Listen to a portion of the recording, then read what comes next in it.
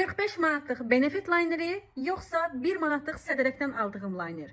Görək bu ikisi arasındakı fərq nə dərəcədə görsənir? İkisini də yoxlayacağım, sınayacağım və birlikdə izləyəcəyik.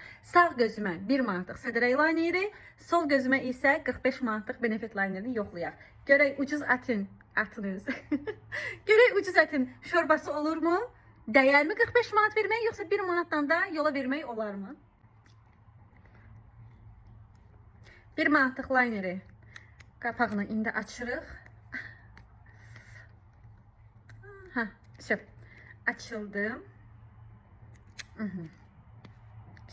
Yoxlayaq görək. Ya bismillah necə olur? Çox maraqlıdır mənə də. Necə eləyək? Buradan çəkə biləcəm. Ümid edirəm buradan çəkərəm. Dik şəkildə ekrana baxacağım.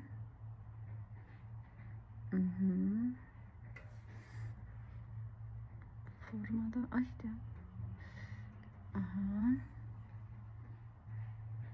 Yox, mənə belə rahat olmayacaq. Mən ən yaxşısı güzgüdə çəkim, göstərim. Okey? Bu isə də 1 manatlıq Sədərək linerini yoxlayıram. Çəkdim, gəldim lineri güzgünün qabağında. Baxın, görün 1 manatlıq liner necə görsənir. Gözümün üstündəki tenə fikir verməyin. Sadəcə linerə baxın.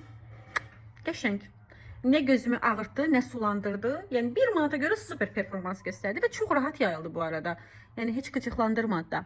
İndi keçirik nəyə? 45 manatlıq Benefit linerinə. Görək bunun effekti necə olacaq. Haydi bakalım. Hadi bakalım ya bismillah. Görək belə çəkə biləcəmmi? Olar. Heç mən kameraya baxıb çəkə bilmirəm də. Güzgüdə ki, balaca güzgü yoxdur. Görək o bir evə gedim.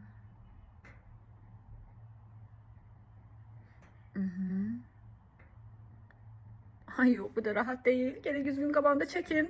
Bir de gözlüğüm, bunu da çəkim. Gəlin və aradakı fərqi göstərim. Okey? Və Benefit linerini də vurdum. Gəldim, baxın. Bu formadadır. Bu isə 1 manatlıq linerdir. Sizcə hansı? Məndən soruşsaz, məncə bu. Yəni həm qiymət cəhətdən, həm də rəng cəhətdən bu daha xoşuma gəldi. Bu isə biraz belə solğunvari çəkir. Bilməm, bəlkə qutarıb ola bilər, neçə ayda istifadə edirəm, amma bunu ilk dəfə də almışam. Baxın, üstündə klyonkası da var. Amma yenə də bu. Yəni 1 manata görə bu çox gözəl çəkdi. Mən düşündüm ki, mənim gözümü qıcıqlandırar, sulandırar. Nə bilim, indi ucuzdur deyə, amma heç bir narahatçılıq yaratmadı. Bilmirəm, bəlkə də ruhum fakirdir. Bəlkə də başqası pis təsir eləyər. Yenə də aradakı fərqi özünüz görürsünüz. Yəni sizcə hansı? 45 manatlıq liner, yoxsa 1 manatlıq liner? Teşekkür ederim dinlediğiniz için, izlediğiniz için. Like koyup abone olsanız səhifəmə çox xoş olar. Teşekkür.